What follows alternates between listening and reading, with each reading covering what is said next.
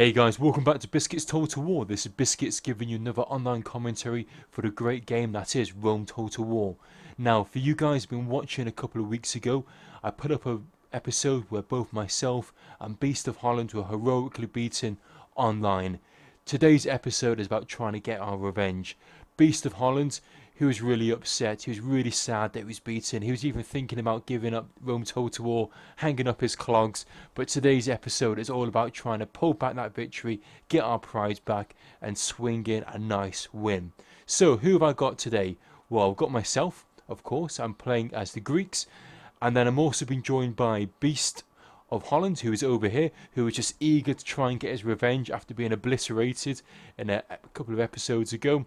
And we've also got Tigranes from the great Armenia. He's come to join us. So the three of us are going to be working together on taking out the opposition. So who is the opposition, I hear you ask? The opposition is Bubo. Now this guy, he is the person who beat us in the last online battle. We beat him the first time. He beat us the second time. This is the third time. This is when we need to get revenge. And he's also been joined by the great Spartan commander of the Brotherhood clan. Now he runs his own YouTube channel. I do recommend that you guys check it out. Lots and lots and lots of great 31k action if you do love Rome Total War. And last but not least, we've got another member of the Brotherhood clan. His or her name is Luna. So it's going to be 3 versus 3. 3 great players versus 3 great players, not to blow our own trumpets. But hopefully you guys will enjoy this. It's going to be really entertaining and it's going to involve lots and lots of micromanagement. So whilst we're starting the opening gambits of our action, I'll quickly outline our builds. Now I have gone for 15 Spartans and 5 Crescent Archers.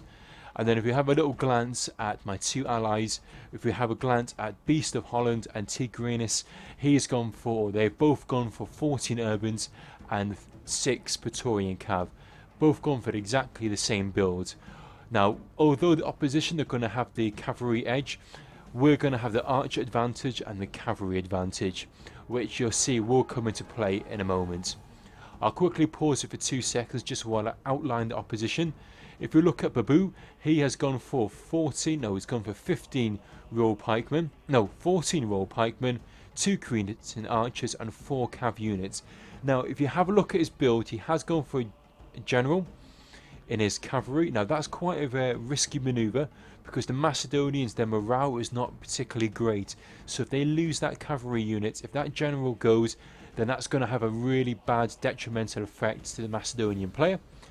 And then if we have a look at Spartan commander, he's gone for 6 Praetorian Cav, 1 Legendary first cohort and 13 Urbans.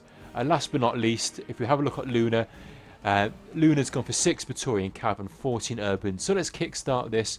Let's see exactly what goes on. So, as you can see, the Macedonian player, he's going to try and go for my Spartans.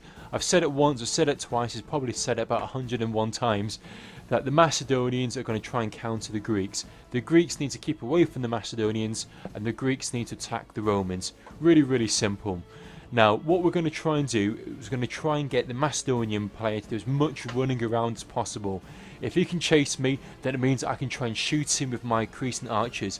My Crescent Archers, I've got 5 of them. They've only got 2 Crescent Archers on the Macedonian side. So if I can try and get in lots and lots of kills with my Archers, we can try and swindle down the Macedonians, and therefore we might be able to actually win this. And of course, don't forget guys, we're looking for revenge. This Macedonian player has already beaten us before. We want to make sure that we can try and make it a 2-1 battle. Anyway, enough of me ranting on about this Macedonian player. So what I'm going to do, I'm going to move my pikes away from these Macedonians, as you can see. I'm moving them up along the battlefield here. Now, what Beast of Holland's going to do here, he's micromanaging his cavalry units here really nicely. He's swinging in here, and the Macedonian player's been caught with his pants down. You can see Beast has quickly swooped in there, taken out one of those Crescent Archers. Now that Crescent Archer may actually come back because there's 37 men in that unit, but that's already taken out 1 Archer. Now Beast is now going to go in for another charge. He's going to try and take out the other Crescent Archer, but he now needs to get his guys back out there. The Macedonian player seeing exactly what's going on, and now what he's going to try and do is try and chase down these two cav units with his Macedonian cavalry. Now, I'm going to pause this for 2 seconds. Let's run over to the side of the battlefield. It looks like at any time now, Tigranes is now going to engage into Luna. Anytime now. Now, if you have a look, Luna's units are all bunched up, so that's going to give a really good target for Tigran's cav. Potentially he's going to try and rush, he's going to try and charge in there, but we'll see exactly what happens in a second. It all depends on how good he can get of a cav charge. In the meantime, back over here, my archers, I'm now going to turn them around and now I'm going to shoot them into these companion cav. And you can see what's happening now. Beast is pulling back his cav, but what he's going to do is going to turn his cav around, and now he's going to try and block and try and take out these Cretan, these companion cav. So the companion cav got the better charge, they've got probably the better upgrades, but what we have got is I've got all of these archers now shooting right into the flanks, point blank into these guys, and I'm gunning them down. I'm taking down as much as I can. And now in comes Beast with a little charge there, and now I've managed to surround those units. Right, let's quickly glance back over here. Now, in the meantime, what's happened is, it looks like Tig has gone in for a cav charge, and he's managed to get a nice little counter charge in Luna here. But what has happened, if you look at all of these units, they're all bunched up, they're all out of placement. Now, Spartan Commander has seen this.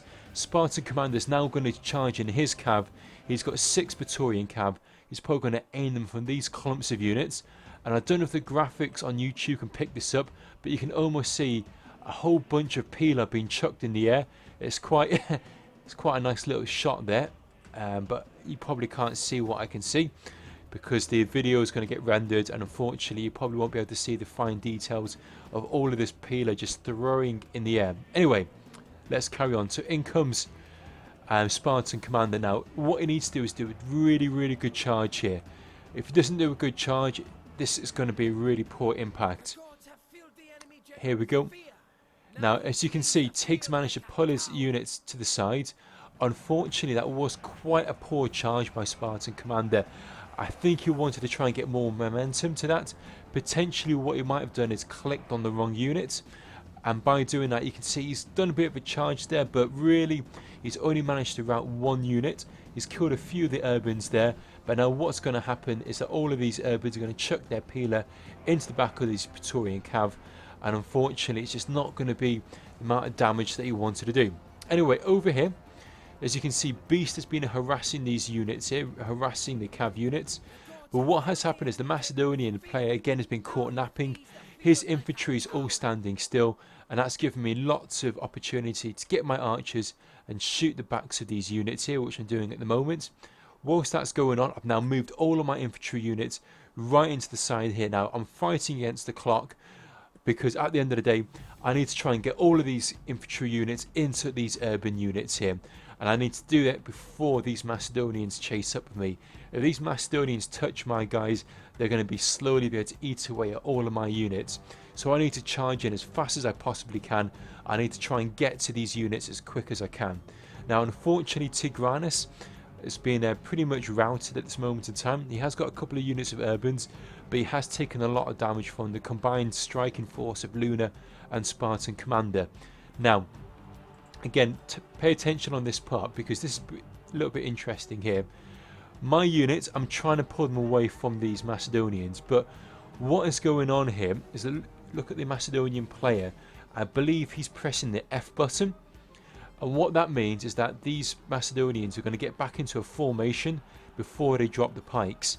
Now that's going to be a bit of a blunder for him because what that means is that my guys can always just stay slightly ahead of these Macedonian pikes. Now as you can see, yes, they are quite close, but my guys are actually able to pull away, and there's always a little gap there of at least several meters, and that means that their pikes can't actually engage in my units.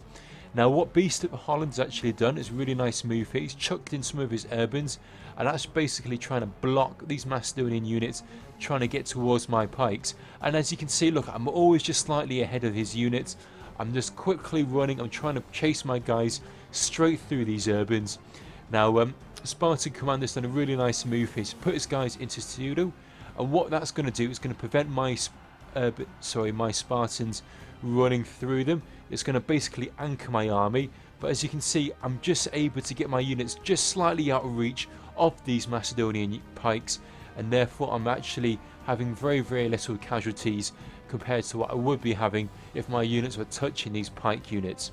So as you can see, I've pushed them all the way through. I've managed to escape all these Macedonian units. Beast of Holland's done a really, really nice move there on anchoring all of these Macedonian units. I can now push all my guys forward, and now I can go in to try and take out Spartan Commander and Luna, who have got a few urbans over here. All I need to do is drop down my pikes, take off guard mode, put the phalanx down and just go and attack. They should be able to absolutely munch through these urbans, and that's exactly what I intend to do. So these guys now eventually, I think 1 or 2 units may slightly rout, but it's a small little sacrifice that I need to make. In the grand scheme of things, I've managed to get the majority of my Spartans away from all of those Macedonian pikes, and that gives me time to basically finish off all of these urbans which are over here. Now Spartan Commander's got a few cav units left. He just needs to use them correctly, he does need to use them sparingly, because he does not want to waste those units. In the meantime, Beast of Holland, again, it's got his guys in guard mode. That's the purple skip Senate player here, and all he's trying to do is just basically buy time. He's trying to prevent these units trying to crash into his guys. And again, these guys are just holding back these Macedonian pikes, while he's getting lots of nice little kills here with his Praetorian cav in the background. Now again, I'm going to charge in all of my Crescent archers anytime now, get my guys into range and just start shooting and gunning down all of these Macedonian pikes. If we have a look over here now, I have managed to finish off a few of these urbans. I'm now going to chuck the rest of my Spartans into these urbans. My plan is just basically trying to free up Beast of Holland's infantry units here, so he can get his infantry units in to go and support. In comes Spartan Commander, a really nice cav charge here. He's trying to rout some of these units, but unfortunately his charge didn't really have the same desired effect that I'm sure he was looking for. Unfortunately, he was unable to rout a couple of those urban units. But in the meantime, I've now managed to finish off a bunch of these urbans here. We're now going to go for these urbans. Now if we have a look here, Luna, the only thing he can do is put his guys into testudo move even, and just hopefully hope he can actually anchor my units, hold them up so these Macedonian pikes can come in. But guys, if you throw your memory back about 10 minutes ago, I mentioned at the beginning the Macedonian did a really risky maneuver. He put his general actually in his cavalry. Now if you have a look, the cavalry has actually been taken out, which means that the Macedonians are actually playing without a general. What does that mean? Well, in plain English, it means that these units are going to be really vulnerable to mass rout. They're going to be really vulnerable if they start to rout. Once one unit starts to rout, they're all going to chain rout. Potentially, if he'd put his general in the pike units, he may have a slightly higher morale. With that slightly higher morale, he might actually be able to charge down my pike units and take them out. So Spartan Commander's general is now finally routed. Looks like it's just Luna's infantry that is left over, as well as these Macedonian pikes. Again, all I'm going to do is put my guys into guard mode. I'm just going to basically try and take out a few more of these urban units, try and surround these guys and get my Crescent archers into range. Once these guys are into range, we're going to start pelting these Macedonian pikes, and that's going to slowly start to rout them. Now Luna's general, the last general of the Romans, has now been routed. It now means the enemy are now playing without any general units. Again, their morale is going to take a big blow, and all I need to do now is just charge my units in, play aggressively, and that's going to swing the victory in our favour. And that's exactly what's going on now. You can see these Macedonians are starting to rout. They're starting to crumble underneath the sheer weight and overwhelming numbers of both these Spartans and Beasts SPQR units. And there we go, they've now admitted defeat. Nice win, nice game there. I hope you guys enjoyed that. Again, really well played to Bubo. This is the third battle that we've actually played together on my channel. Again, we won the first one, he won the second one. Thankfully, we've now managed to pull in a second victory, so it's now 2-1 against Bubo. Again, hats off to Spartan Commander, he played really well there, as well as Luna. Really nice moves with his urban cohorts, managing to halt and block my units.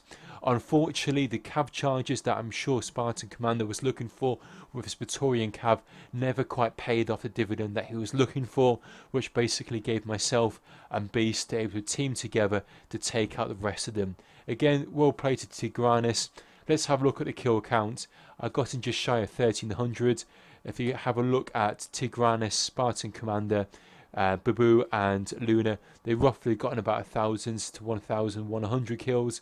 But the star of the game, the star of the show, the star of the battle was hands down Beast of Holland, or Titan's Beast, with 2,300 kills practically.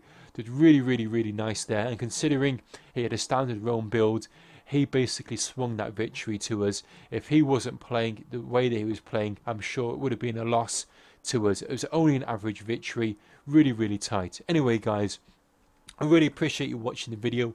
I really appreciate your time, and I'd really appreciate it if you could just leave a comment, share, and maybe even give me a thumbs up. And if you do like Rome Total War, please show your support. Go check out my other videos, and I hope to catch you on the next Biscuits Total War video for Rome Total War. In the meantime guys, have a lovely weekend, and I'll catch you guys soon. Thanks and bye now.